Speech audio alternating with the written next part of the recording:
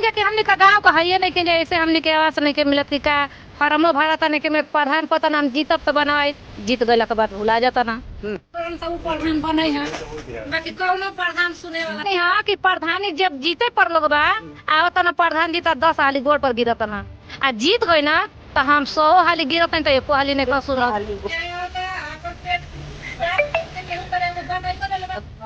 ना हमनी के सिफ्टियो पैखाना नहीं के हमनी के कॉलोनियो नहीं के चल के देख लीजिए पानी के समय हाँ माई बहन तन देखिया जा हमनी के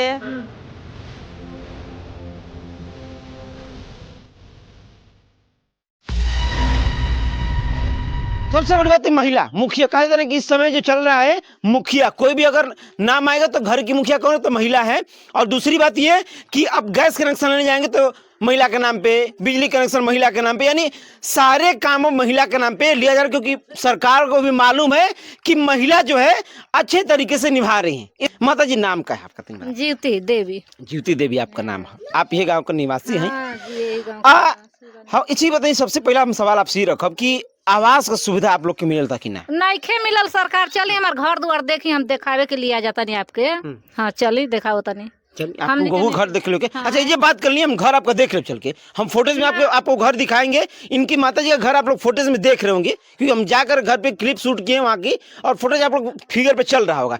स्थिति हमके बताएं आखिर काहे ना आवास मिलल आपके तरीके? अब का बताएंगे कि हमने का गाँव का है नहीं खे जैसे हमने के आवास नहीं के मिलत कि का फार्मो भरा था नहीं के मिलत प्रधान को नाम जीतब तो बनाए जीत गए के बाद भुला जाता ना। हमने गरीब आदमी 2 बाल बच्चा बा वो पोसी पाली खियाई पियाई की घर द्वार बनाई भैया बताएंगे। कितना सदस्य आपके गाँव में है? हमने घर में गाँव में सॉरी घर में 8 आदमी। आप 8 आदमी बने, सब परिवार एकजुट अभी बाटे। हाँ वैसे ही रहेला मड़ी टाटी में।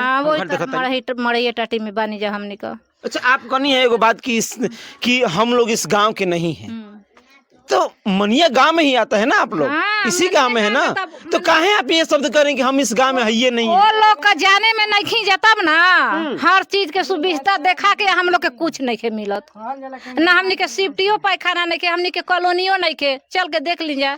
शौचालय तो मतलब शौचालय तो मजे के बन रहा शौचालय सबका घरे घरे घर शौचालय के बात भइल बाटे। देख ली आइल बनी चली देख ली। शौचालय भी आपके ना मिलल, आवास नहीं मिलल, शौचालय नहीं मिलल, कोनो सुविधा नहीं कुछ ना। सरकार पंप लागल बा सरकारी, चली देख ली कि वहाँ कितना पानी गिरता। अच्छा ये टंकी वाला पानी? हाँ टंकी वाला का पानी। जल नल का बात व्यवस्था करे तो कि जल नल हर घर जल पहुंची। आपके यहाँ पहुंचल बा? पहुंचल बा बाकी देखें एक बूंद पानी ना। अच्छा मतलब कि पाइप आपके घरे पहुंच गइल बा लेकिन पानी अभी तक आपको पियले नहीं की कैसन होला? नहीं सरकार रोड का स्थिति हम देखते हैं बड़ा बेकार बा। देख ली जा अब तो अइले ना बनी जा। जी बताइए, प्रधानी का चुनाव जब आई रहा 3 साल बीतल हो, प्रधान जी आपके यहाँ आई रहना, आपके यहाँ आयल हो, गोड़ा गिरल हो, ठीक ना? ये तो गाँव का गली हुए कितना का वो कहल कि हम करवा दे, फिर का ना जीतब तो बहुत कुछ बनवाए, सिफ्टी बनवाए, पैखाना बनवाए, गली बनवाए। आज 5 प्रधानी में एगो खाली गली भर बनाइले। प्रधानी मतलब आप 5% 25 साल का बात करते हैं? हाँ 25 साल 30 साल का बात करत। 25-30 साल तक व्यवस्था दुरुस्त ना भइला? कुछ ना। अच्छा मतलब ये 25-30 साल हो गई आपके गांव के व्यवस्था दुरुस्त? सही बात बा, सही बात। अच्छा सुविधा का नाम पत्नी बताइए हमरा के। अच्छा तो आप हम बात करते हैं कि माता जी से हम लोग संवाद के लिए बढ़िया से कैसे कि ये लोग मुखिया बन जाए, आपका जान लिया आपका ना चली लेकिन माता जी को चली घर में, ये बात मानते नहीं आपको ना? तो सरकारों मान दे रही कि नहीं चली तो माता लोग के चली। मतलब कितना दिक्कत होता आप लोग के गाँव में? हम देखते ना शौचालय की व्यवस्था बाटे, ना पानी की व्यवस्था बाटे, रोड इतना खराब बाटे। आखिर का है का प्रधान जी आप लोग के बारे में सोचते हैं का आप लोग मनिया गांव में ना भी नहीं जा? कहाँ है मनिया गाँव में बन जा तब ना वोट के हकदार बनी जा देता। वोट खाली? हाँ मतलब के यार बा दुनिया, मतलब बस मतलब के यार बा, मतलब के लिए खाली काम होता है। हाँ खाली वोट चाहता है, काम ना हुई। आवास आपके मिल कि ना? आपके आपको का आवास ना मिला? ना आवास ना मिला। फार्म भरे ला आपको ना। का कहते मतलब जी का करनी हो? ई कनी हां कि प्रधानी जब जीते पर लोग बा आवत ना, प्रधान जीता 10 हाली गोड़ पर गिरत ना, आ जीत गई ना तो हम 100 हाली गिरत तो एको हाली नहीं सुनो।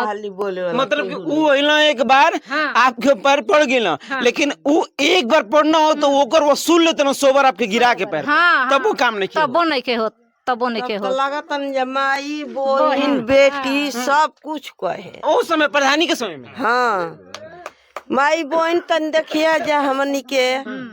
अच्छा वो समय ना देखल जाला का कि ई दलित बस्ती के लोग हम हरिजन बस्ती के लोग हम वो घर केहू नहीं के उस समय जाति ना आवेले। गोड़वा पर लोग गिरत। अच्छा वो समय जाति ना आवेले का माताजी? नहीं। आप लोग दलित बस्ती कहीं जाते वो समय ही ना होला कि ई वोट समय ना, नहीं लेकिन काम का समय में देखल जाता है। काम का समय में लोग लौकता हाँ। ये खातिन की बा लोग आपके आवास मिलल है?